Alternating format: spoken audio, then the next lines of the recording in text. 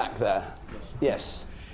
Many of the MPs say that they've made mistakes. If they're making these mistakes for their own money, what the hell are they doing with our country?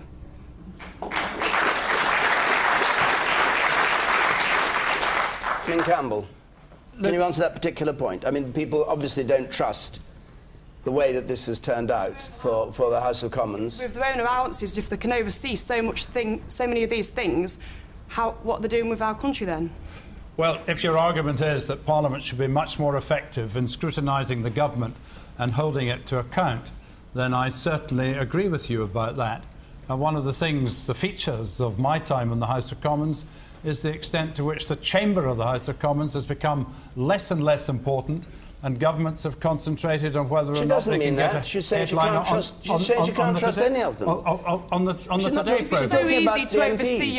If it's so easy to oversee your own money situation, then how easy is it to oversee something else that's really important?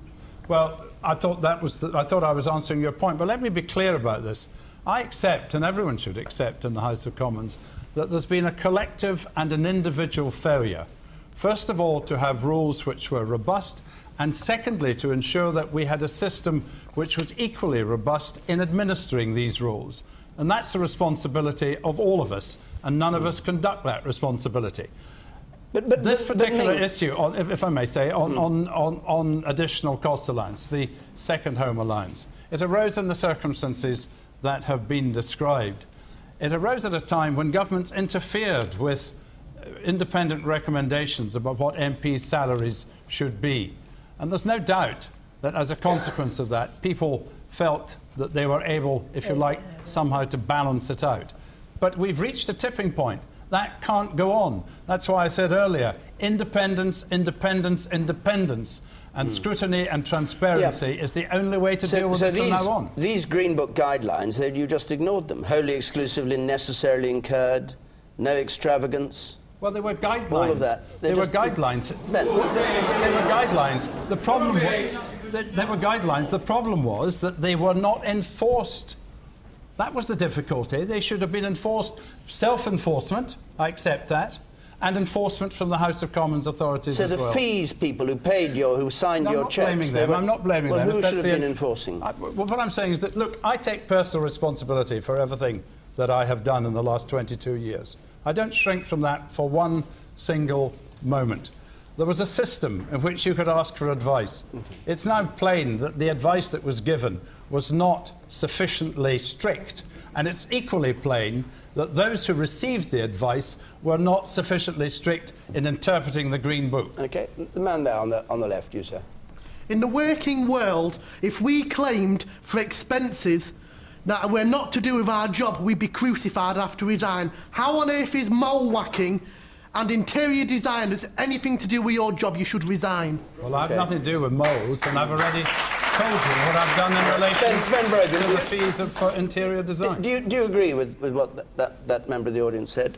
I think one of the things that is facing all the parties and all MPs is the question of how do they sort out the wheat from the chaff. Because the thing to remember is, believe it or not, in the House of Commons, there are some MPs who are not on the take. There are MPs who do good work, and actually,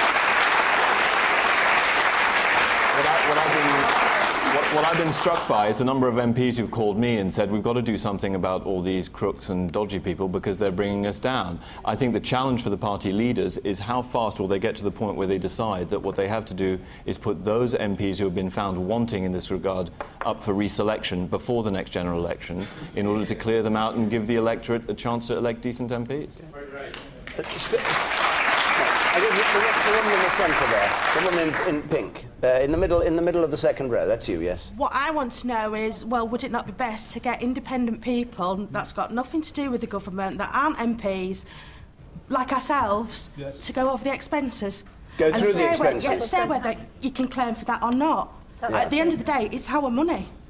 Would you like to sit on that committee with these three? I'll do it, no problem. I'll do it for free. And I know a few other people that would do it for free as well. OK. The woman up there in pink with the spectacles on. Not you know, the one person next to you. Yes. are the expenses just the tip of the iceberg? Thinking about the 6% pay rises that they award themselves and also the 133 days holiday they take to do their constituency work, would they be not better employed logging their hours of constituency work rather than shifting through receipts? You think they're underpaid? No. Overpaid, I mean. I think they need a commercial salary, because living in London is expensive. They need a commercial salary which would then take away many of the expenses that they claim for the dual living. And the man up there in the second row from the gangway, in white. Yeah. Go on. I agree with that completely. I think they should scrap expenses, get someone independent to set the wage, and leave it at that. Why are you trying to vote for your own wages? You're not brave enough to set a correct wage, and then you're grubbing around looking to get it from expenses. It doesn't make any sense. Just let someone set it and leave it at that. Margaret Beckett? I don't think there's a single member of Parliament in the House of Commons who wouldn't say amen to that. The fact is, I can't remember which of them, one of the others referred to it a moment ago, Theresa, I think. The present system of claiming for second homes was started in 1983 at a time when there had been an independent recommendation on what MPs should be paid based on a comparison with the public sector and the private sector. The government of the day decided to phase it in over 8 years. That's how long it took to get the pay level that had been independently recommended in 1983. At the same time, they brought in this additional costs method of claiming. I saw an article the other day by a former MP, not of my party, saying that he recalled people explicitly being told, I don't recall this, I have to say, but he said he recalled people explicitly being told, this is instead of the pay increase. So it is a problem, and it is a problem that people would be delighted to see resolved in just the way you've said. Steve?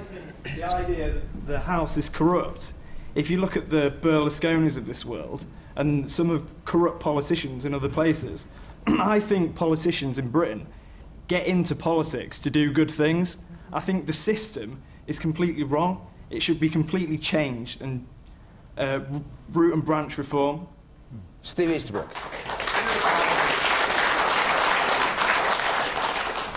I think the danger that we're facing now is distrust becomes contagious, and you start to extrapolate the frustration around expenses onto so many other different areas. And I think, I go back to my original point, this has really been born out of this kind of expenses scandal, if you like. I still don't understand why we haven't fixed it. We're talking about it day in, day out, and what we should pay back, what we shouldn't pay back, and the rest of it. There are millions of people in this country who seemingly in their day-to-day business work within organisations that have perfectly viable expense codes. I'm actually in favour of MPs setting their own policy, but then it should be independently audited. I think we should be able to trust our MPs to set a policy that stands up to scrutiny. And now it's been flushed out, I think the transparency with which I'll have to set that policy will ensure the integrity of it, but it should still be independently audited. And do you think they should be paid more than they are? Well, it's a strange conundrum, isn't it? Because they actually set their own pay. So my guess is they're happy with the pay levels. You don't set your own pay? No, there's an independent recommendation, and occasionally, if there's some particular change, the House has to vote on it. But MPs don't want. MPs repeatedly voted during my years in Parliament. I can't remember how many times MPs have voted they do not want to appear to have any say in setting their own pay. It is successive governments of both main political parties who have not wanted that because they don't want to accept it when it's an increase that's recommended. And do you agree with the person who said that when this thing was brought in, people were told that the allowances were actually to be treated as salary and didn't matter how you filled in the documents, and all this stuff therefore is nonsense because you're entitled to your second home claim of 24 whatever it is thousand a year, and no questions should be asked because actually it's salary. Is that your reading of it? I wouldn't put it like that. I think there are people... I'm sure you wouldn't. No, but I mean, I don't think that would be right. I think you either, if you're going to have a second homes allowance, then you have to produce receipts and things of the kind that we have now, and yes, we have to tighten up that system.